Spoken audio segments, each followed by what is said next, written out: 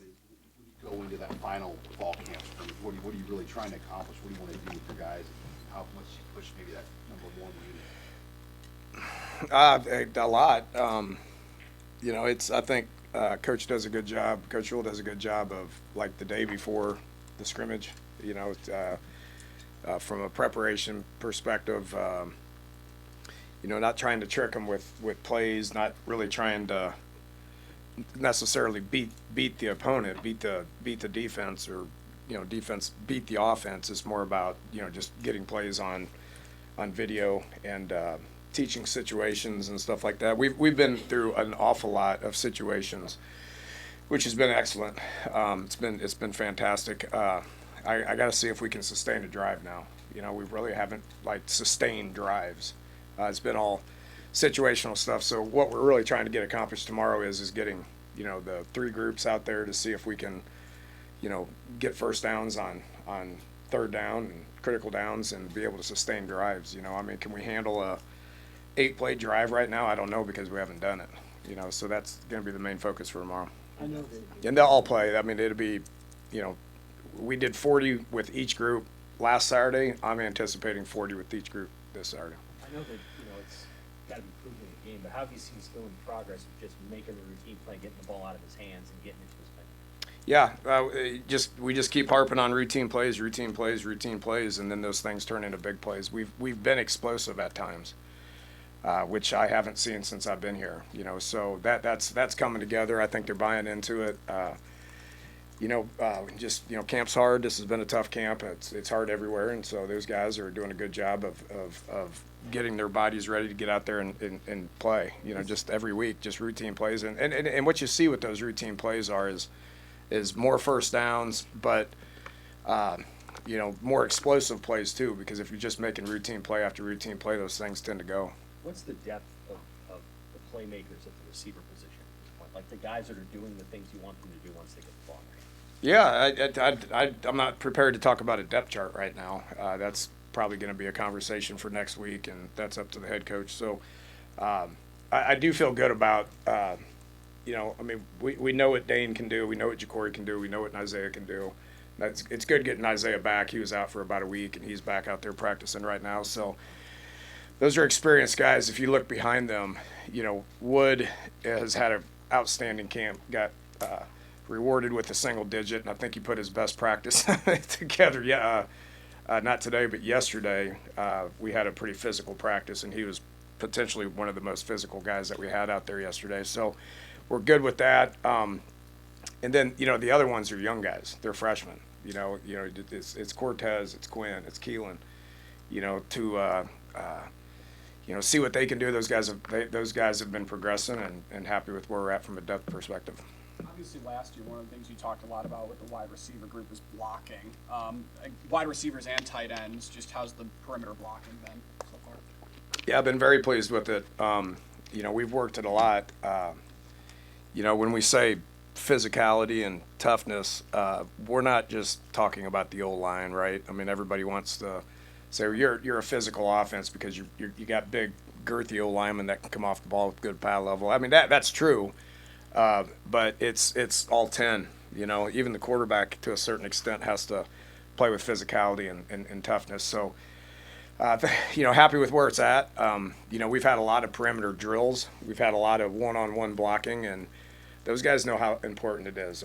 Dane Key has no issue with getting inside, digging out a linebacker if he's asked to do so. So, in tight ends as well. They're kind of more in the old line world with front stuff and point of attack and striking people, but then they're gonna motion out, and they're gonna have to be durable and mobile on the perimeter with good technique and good pad level. I've been very pleased with that. How would you characterize what kind of camp Dylan's had? I think good. He's he took one day off just because I usually do that after like 2 weeks, give the quarterback a break. From a you have a recovery day, and then I'd give him another day. It's just for the arm. Nothing was wrong. It's just, but other than that, he's been out there playing every play, playing every rep, playing every period. It's different when he's out there, just from the communication, the confidence, just making routine plays and getting the other ones to come along with him. So his leadership is outstanding. The play is fantastic. He's making throws that I've never seen before, to be honest with you. So I mean, he's in a good spot and he's ready for game day. How much do you think he's improved physically? Have you seen that show up? Yeah, I don't worry about him in the pocket. You know, he's big, he's physical. You know, he can kind of bounce off people and stuff like that. But we do a lot of scrambling with him. You know, like whether it's boots or nakeds or just like him getting out of the pocket, extending plays. I see that like really advanced right now, just compared to what it was last year. You know, just like, and it was a focus for us, and we're making him do it. I'm like, don't throw this one. You need to scramble this one. You know, and so he has scramble, and we're really getting the receivers to understand and buy in to the play ain't over. You need to get to where you need to be able to make plays. So his ability to extend plays, I think, has improved. Him running downfield, getting first downs and stuff, we don't let him do that right now. That's just going to be a game time. If he got it and he needs it, then he can go get it. But I have seen improvement when it comes to that. How is the Sometimes it's comedy. Sometimes it's comedy. It's really good from a communication, like what he hears from me to what he tells people. Checks, you know, just different things that he's saying. You know, flipping calls, and then the fun part is when they snap the ball, and they just start running around, and you know, if they make a play, what their celebration sounds like. What if they miss a play, what their vocabulary sounds like. That part of it's pretty interesting.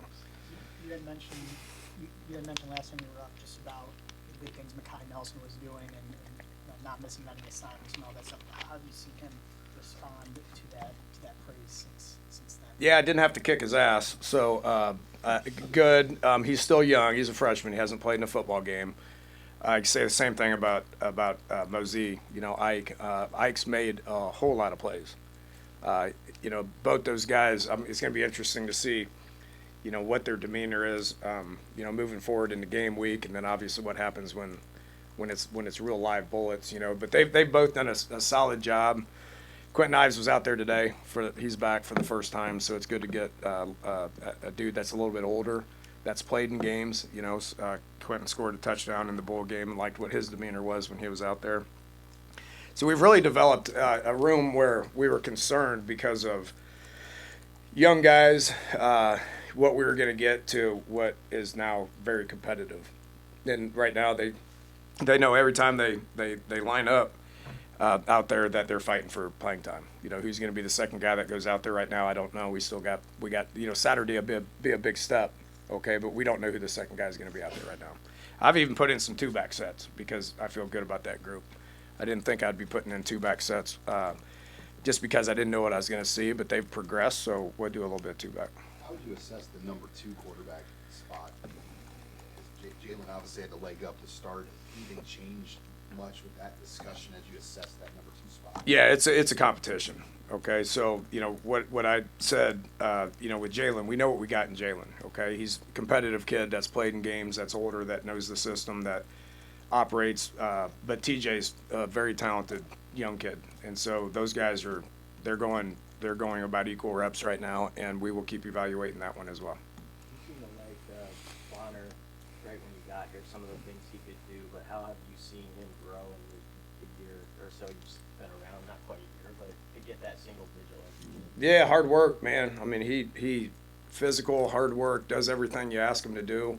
Swiss Army knife, so to speak. I mean, he can flex out and run any routes that we want him to do. We can, you know, move him in and use him in the run game as well. So he's going to do a lot. You know, he's a great special teams player. He's a great leader. Doesn't say a word, just gets out there and plays his tail off with extreme physicality just every single play. So he's going to play a lot. You're going to see number 4 out there thumping people and running routes and making plays as well. How and why? Tell me more about Latif. Like, how was he advanced? What's his camp look like? Yeah, he's talented. He's very talented. You know, he's got a thick lower body, so you know his ability, his mobile ability to be able to keep plays alive is really good. I think he'll tuck it and go and be like a running back type threat. But he was here in the spring, and so this is his 4th time with the install. You know, we did it in winter, we did it in spring, we did it in summer, now we did it in camp, and so it's starting to make more sense to him, you know, so he's able to communicate, he's calm in the huddle. That GoPro for him is critical to hear what he says and what he gets from me and how he says it, and he just, the more reps he gets, the better he's going to be, you know, and so, you know, happy for him to put himself in that position. I didn't know if he would, but he has. Hey Dana, you guys had Tank Dell, it looked like, out at practice last week. You had made comparisons in the past between Ja'Cory and him. What do you think Ja'Cory got out of that interaction? I think he got some confidence. Ja'Cory's best week of practice since I've been here. I mean, he is playing extremely fast. He's playing extremely free. He's making plays. We know what kind of a energy guy he is. I mean, everybody sees the energy that he brings, but he's bringing energy between the whistles now. You know, I love Tank. I mean, he's, you know, the Texans they went to the Greenbrier up in West Virginia for some joint practices and stuff, and so he was just chilling at you know, in Houston. So we brought him up to be around. I wanted to be around him for a couple of days. You know, he's going through a lot just based on the injury and all that. So he's family to me. He's family to DeKeel and Logan. So, you know, having him around was good for him. It was good for us. And then he spent some time with the receivers just to be real with them. You know, they hear it from us, but they're hearing it from a guy that does it at a high level in the NFL. And so I thought that his presence rubbed off on our players. And I think that him and Ja'Cory hit it off. They're Florida kids. You know, they're similar type players. And so I just think some of the stuff that Tank said to Ja'Cory, I can see it translating into how he's playing. Because, like, Tank understood how to play fast. And Ja'Cory's learning and understanding how to play fast. With the scrimmage, and you mentioned seeing if they can extend drive. I mean, this may be a stupid question, but with what you're looking for, is it as simple as seeing if guys can just make plays to extend the drive? I guess, what are you looking for to see how much? Well, that and being able to do it over the course of 7, 8, 9, 10 plays, right? So, like, usually, like, just common practice is like 4 plays, you're out, you know, and receivers every couple plays, and you're always going to rotate those guys. But you know, the quarterback, the running back, the tight end, the O-line, being able to stack 7, 8, 9, 10 plays, being able to sustain drives is being able to, you know, make routine plays and get first downs and be able to stay out there. I mean, that's just where we're at. We got to see if we're going to be able to do that. What do you kind of need to see from young running backs to feel comfortable? It's always ball security. It's assignment and alignment. Just being in the right spots. You know, that's critical. It sounds funny, but it's step number one. And then just, you know, being able to hang on to the ball, you know, and finish runs. Being physical, pass protection is a huge part of that. You know, they're going to be able to step up in there and thump. I thought Emmett's been outstanding from a pass protection point of view, and those young guys need to continue to get better at it. That's just a technique thing and a toughness thing, and those guys are doing a good job. They just need to keep getting better with it. We're talking about Coach Rayola after what you see from his offensive line and where you can be looking specifically with those guys. Yeah, continuity is what kind of stands out. I mean, we've probably got our top 8 right now, and you know, those guys are, you know, how they play together, you know, how they're coming together and playing together as one, I think is huge. You know, we got a good, solid, older group. It's great to have Teddy back. It's great to have, you know, Turner back. You know, Henry, you know, missed a lot of the spring and stuff like that. Those guys are older, and they're big, they're physical, they're experienced, but the unit coming together as one is what I've seen in camp. And I think we're playing at a high level up front right now. Awesome. Thank you all.